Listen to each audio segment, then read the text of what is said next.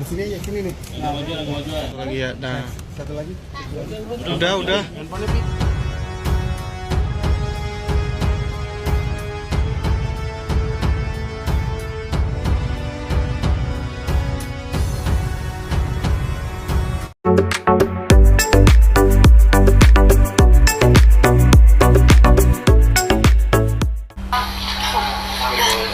Cie. Udah off. Cie. Kami ini agak turun ke bawah dikit. Agus turun dikit satu lagi ya. Nah, satu lagi. Oh, tasnya dibawain ya. Cie. Ki, HP lu Ki. Kalian lihat. Tahu nggak yang bawain siapa? Istrinya Agus. Beruntung di sini Agus tidak bisa melihat ya. Apa nggak cemburu, guys? Ini pengacara kondang kita. Ya. Sini aja, sini nih. Udah off. Kami ini agak turun ke bawah dikit.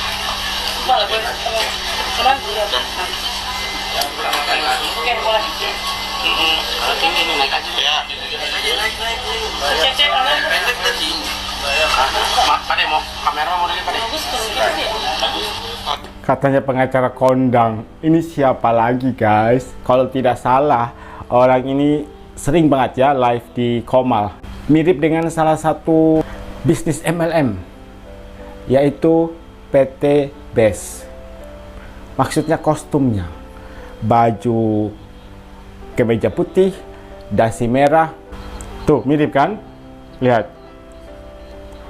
Mirip persis. Saya kira tadi bapaknya itu adalah anggota PT Best. Ternyata pengacara kondang katanya. Wow, katanya pengacara kondang. Terus kasus-kasus apa saja ya yang sudah ditangani oleh sosok tersebut? Menurut kalian benar-benar pengacara kondang atau enggak?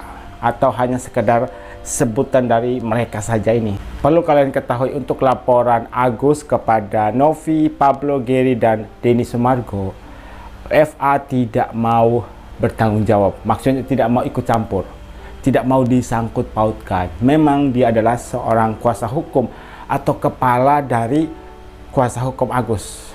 Tapi untuk kasus pelaporan Agus kepada keempat orang ini, si FA tidak mau disangkut pautkan. Kemudian di sini saya juga menyoroti soal rambut dari pengacara muda FA. Kalian lihat rambutnya berantakan sekali. Katanya seorang pengacara. Pengacara itu biasanya penampilannya parlente, tapi nggak seperti yang tadi juga ya, yang mirip sales PT Best. Paling tidak rambutnya dirapiin. Anda kan seorang pengacara, hargai profesi Anda sebagai seorang pengacara. Tapi kalian lihat rambutnya seperti ini. Kami tim pembela lemah hadir untuk memenuhi panggilan laporan polisi terkait dugaan tindak pidana pasal 372 yang sudah kita laporkan pada tanggal 6 Desember 2024 terkait laporan polisi dugaan tindak pidana penggelapan pasal 372 yang dilakukan oleh 4 orang, yaitu Denny Sumargo, Pratiwi Novianti, Gary Julian Saputra, dan Pablo Benua.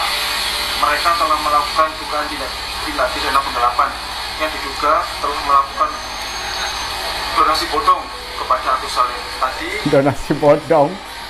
Mbak Elmi Nurmala telah diperiksa oleh penyidik dengan jumlah 17 pertanyaan, dan Mbak Wawa atau Nenek Sumiati juga diperiksa dengan jumlah 17 pertanyaan yang sama terkait peralihan dana Agus Salim kepada yayasan dan peralihan uang Agus Salim kepada korban bencana alam NTT. Pada kepolisian Polda Metro Jaya untuk segera memproses hukum terkait laporan polisi yang kita buat, dan untuk segera dinaikkan ke tahap penyidikan dan menetapkan tersangka terhadap 4 orang ini ya, yang otaknya telah melakukan donasi bodong kepada Agus Salim ini, sehingga klien kami telah dirugikan baik secara material maupun imaterial.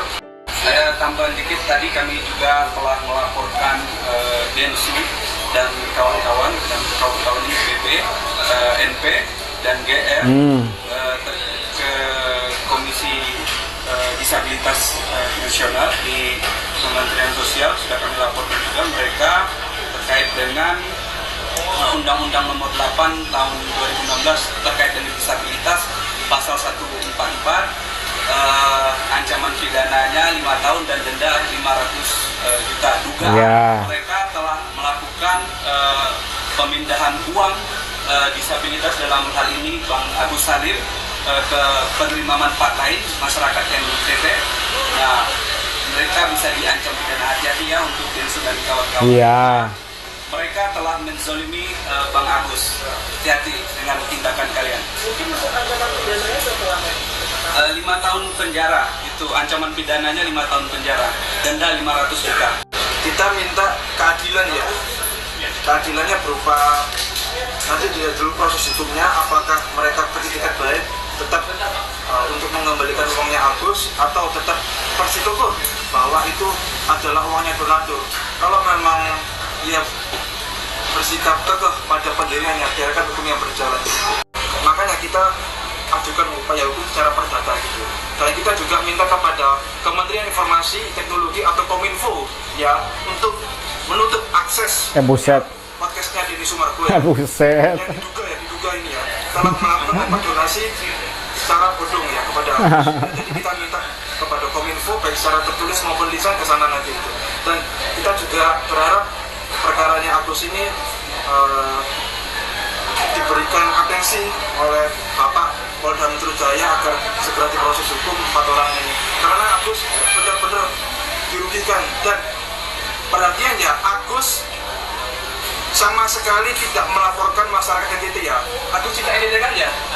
Dengar. Agus di sini tidak NTT, pengacara juga tidak NTT. Kita tidak NTT ya. Siap. Kita tidak NTT. Jadi kalau ada isu-isu ya mau melaporkan masyarakat NTT, kita tidak ada sama sekali maksud untuk melaporkan. Yang kita laporkan adalah terkait oknum-oknumnya. Kan dia sendiri yang ngomong kemarin katanya mau melaporkan 10.000 penerima donasi. Kalau seandainya ada isu-isu begitu dan Agus sama sekali tidak ada yang begitu Gus ya. Minta maaf. Jadi kita hanya melaporkan proses hukum terhadap 4 orang ini itu. Tidak ada niat untuk melaporkan masyarakat NTT. DS atau Deddy Sumargo ini diduga ya, dia juga bersama-sama ikut serta dalam perkara ini untuk membagikan uang tersebut kepada korban bencana NTT sehingga Agus mengalami kerugian ya di sini. Jadi kerugiannya baik secara material maupun imaterial, kesulitan untuk berobat. Jadi patut juga untuk kita gugat kurang lebih berapa miliar nanti ya? Nanti kita uji gugatan kita agar uang 1,3 miliar tersebut adalah uang sah milik Agus Salim ya. Laporan mereka diterima atau enggak? Kalau feeling saya tidak diterima, alias ditolak mentah-mentah. Apalagi untuk kasus pelaporan ini, FA tidak mau disangkut pautkan. Jadi nanti kalau terjadi sesuatu, takutnya keempat pihak ini akan melaporkan balik mereka ini ya. Beruntung lu Gus, nggak dilaporkan sama Tenovi. Untungnya Tenovi masih bersabar. Coba kalau enggak, Agus Wawa itu sebenarnya sudah pantas untuk dilaporkan. Laporan mereka tindakan penggelapan uang donasi. Elmi dan Wawa sudah diperiksa menjadi saksi. Katanya ada 17 pertanyaan dan rumornya sudah naik ke tahap penyidikan. Kemudian ada juga pelaporan ke Komisi Disabilitas Nasional di Kemensos, Undang-Undang 8 tahun 2016 tentang disabilitas. Pasal 144 ancamannya 5 tahun dan denda sebesar 500 juta rupiah, yang mana telah melakukan pemindahan uang dari rekening Agus ya ke Nusa Tenggara Timur. Di sini juga ada permintaan dari mereka agar keempat pihak ini bisa mengembalikan uang milik Agus. Jadi mereka masih tetap ngotot guys bahwa itu adalah uang milik Agus. Ada story dari Bang Pablo. Pengalaman gue nih, gue pernah nolongin anjing yang lagi terjepit di kolong mobil yang sedikit lagi bisa buat si anjing tergilas. Pas anjingnya udah lepas dan udah bisa menggonggong kencang sambil goyangin ekornya, dia malah gigit gue. Emang dasar anjing. Kalian tahu gak sih ini sebenarnya sindiran untuk siapa? Coba kalian tebak.